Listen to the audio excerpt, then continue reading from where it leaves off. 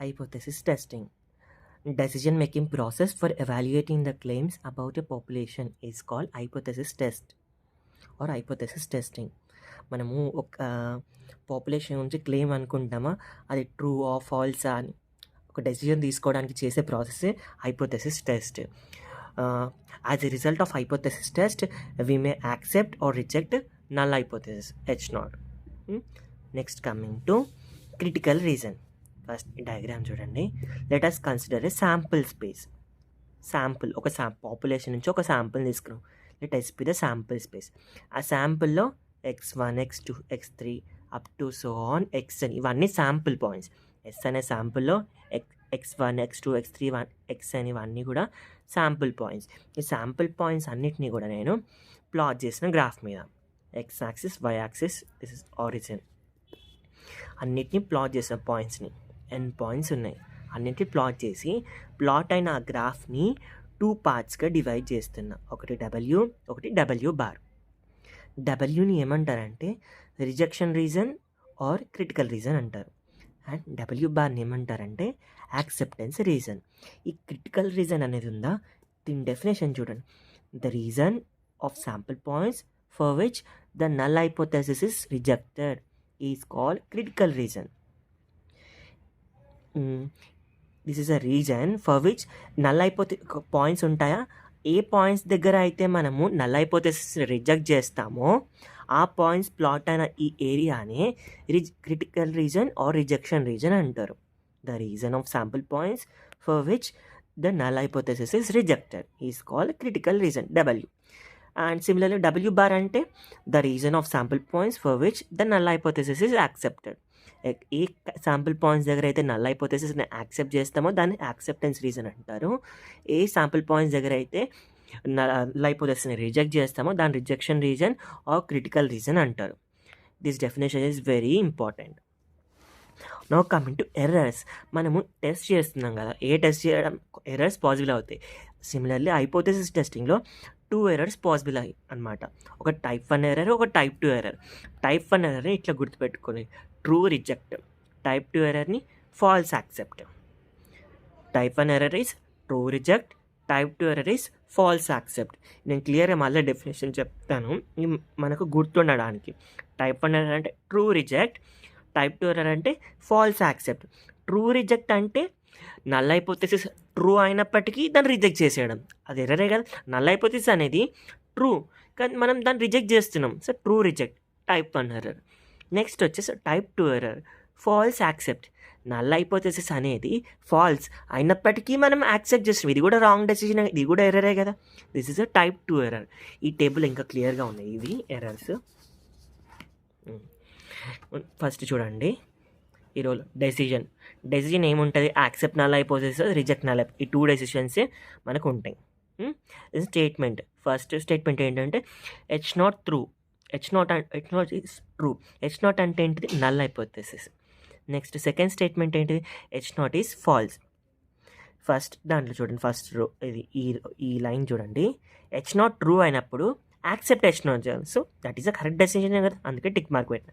అదే H0 true అయినప్పుడు reject H0 true కానీ మనం రిజెక్ట్ చేస్తే అది రాంగ్ డెసిషన్గా, సో రాంగ్ మార్క్ పెట్టినాం. And this is a type 1 error. Similarly H0 false అయింది. H0 ఫాల్స్ అయినప్పటికీ కూడా మనం యాక్సెప్ట్ H0 చేసినాం అనుకో, that is wrong decision and this is type 2 error. H0 false అయినప్పుడు మనము రిజెక్ట్ H0 చేసినాం అనుకో, that is correct decision. H0 true అయినప్పుడు దాన్ని యాక్సెప్ట్ చేయాలి, that is correct decision. H0 true అయినప్పుడు రిజెక్ట్ చేస్తే టైప్ 1 ఎర్రర్. H0 ఫాల్స్ అయినప్పుడు యాక్సెప్ట్ చేస్తే అది టైప్ 2 ఎర్రర్. H0 ఫాల్స్ అయినప్పుడు రిజెక్ట్ చేస్తే అది కరెక్ట్ డెసిషన్. సో సింపుల్గా గుర్తుపెట్టుకోవడానికి నేను ఇట్లా చెప్పిన అనమాట. టైప్ 1 ఎర్రర్ అంటే ట్రూ రిజెక్ట్, H0 ట్రూ అయినప్పటికీ కూడా దాన్ని రిజెక్ట్ చేస్తాం. టైప్ 2 ఎర్రర్ అంటే ఫాల్స్ యాక్సెప్ట్, H0 ఫాల్స్ అయినప్పటికీ కూడా దాన్ని యాక్సెప్ట్ చేస్తాం.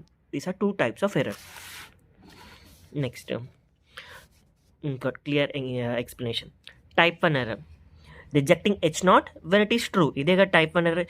H0 ట్రూ అయినప్పటికీ కూడా దాన్ని రిజెక్ట్ చేయడమే అది టైప్ 1 ఎర్రర్. ఈ టైప్ 1 ఎర్రర్ యొక్క ప్రాబబిలిటీని ఆల్ఫా తోటి డినోట్ చేస్తారు. Alpha is nothing but the probability of type 1 error. So alpha is equal to P of type 1 error, probability of type 1 error. That is equal to P of rejecting H naught when it is true. Type one error అంటే ఏంటిది? Rejecting H naught when it is true. And P of X belongs to W. W అంటే ఏంటిది? W అంటే rejection reason. ఎక్స్ని మనం reject చేస్తున్నాం under the condition H not is true. By అని H not రాసినాం, ఏదైతే రాస్తామో అది ట్రూ అని అర్థం. ఇక్కడ బై హెచ్ నాట్ అని రాసినాం కాబట్టి హెచ్ నాట్ అనేది ట్రూ. హెచ్ నాట్ ట్రూ అయినప్పటికీ కూడా X belongs to W. W అంటే ఏంటిది? Rejection reason. Probability of X belongs to rejection reason given that H not is true. H not true అయినప్పటికీ కూడా మనం ఎక్స్ మన శాంపుల్ని మనము ఆ హైపోథెసిస్ని రిజెక్ట్ చేస్తున్నాం. ఇది probability of type one error. So alpha is equal to, దీన్ని ఎలా రాయొచ్చు? ఇక్కడ మనకు రిజెక్షన్ రీజన్ ఏది ఉంది? డబ్ల్యూ ఉంది. So integral of W L naught dx. మనకి నల్ హైపోథెసిస్ హెచ్ నాట్ కాబట్టి లైక్లీహుడ్ ఫంక్షన్ ఎల్ నాట్ అని రాసుకోవాలి. L naught dx likelihood function under H naught. L naught అంటే similarly likelihood function under H one, అదే alternate hypothesis అంటే L1 అని తీసుకుంటాం. అర్థమైంది? క్లియర్? మళ్ళీ ఒకసారి చెప్తే ఇది అర్థం చేసుకొని చదివితే మంచిగా గుర్తుంటుంది, ఎక్కువ రోజులు లేకపోతే మర్చిపోతారు. Alpha is nothing but the probability of type one error. Probability of rejecting H naught when it is true. Next probability of X belongs to W. అంటే డబ్ల్యూ అంటే రిజెక్షన్ రీజన్, మనం రిజెక్ట్ చేసేస్తున్నాం X belongs to W. Given that H not is true. H not true అయినప్పటికీ కూడా మనం reject చేస్తున్నాం. X belongs to W given that H not is true. By అని ఏదైతే రాస్తామో అది ట్రూ అని అర్థం. ఇది type one error. Next coming to type two error. Type two error ఏంటిది? Accepting H naught when it is false. ఈ type two error ప్రాబబిలిటీని బీటాతో డినోట్ చేస్తాం. Beta is equal to probability of type two error. Probability of type two error ఏంటి? Accepting H naught when it is true. Next it is equal to probability of X belongs to W bar. W bar అంటే acceptance reason given that H one is true. H one true అంటే దాని అర్థం ఏంటిది? H naught falls అని అర్థం. H not H one ఎగ్జాక్ట్గా opposite. H not true అయిందంటే అది హెచ్ వన్ ఫాల్స్ అని అర్థం. హెచ్ నాట్ ఫాల్స్ అయిందంటే హెచ్ వన్ ట్రూ అని అర్థం. ఇక్కడ హెచ్ వన్ ట్రూ అయింది, దీని మీనింగ్ ఏంటిది? H naught falls.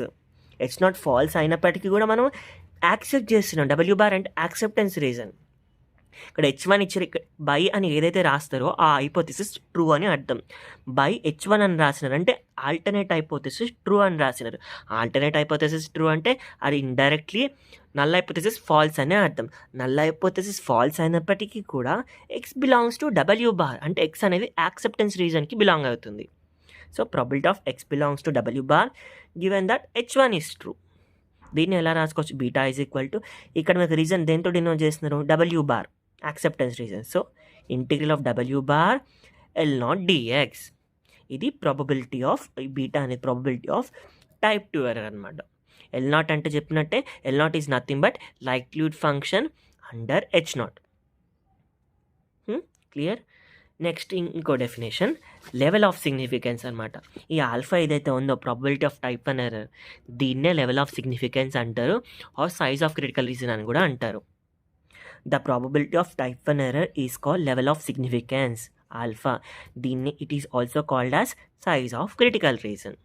మనం ఏ టెస్ట్ చేయాలన్నా కూడా ఫస్ట్ మనం ఈ లెవెల్ ఆఫ్ సిగ్నిఫికెన్స్ని ఫిక్స్ చేసుకుంటాం. అది 0.05 అయ్యి ఉండొచ్చు, 0.01 అయ్యి ఉండొచ్చు, డిఫరెంట్ వాల్యూస్ ఉంటాయి, కానీ మోస్ట్లీ 0.05 తీసుకుంటారు ఆల్ఫా అంటే. ఇది level of significance. Probability of type 1 ఎర్రర్ని లెవెల్ ఆఫ్ సిగ్నిఫికెన్స్ అంటారు.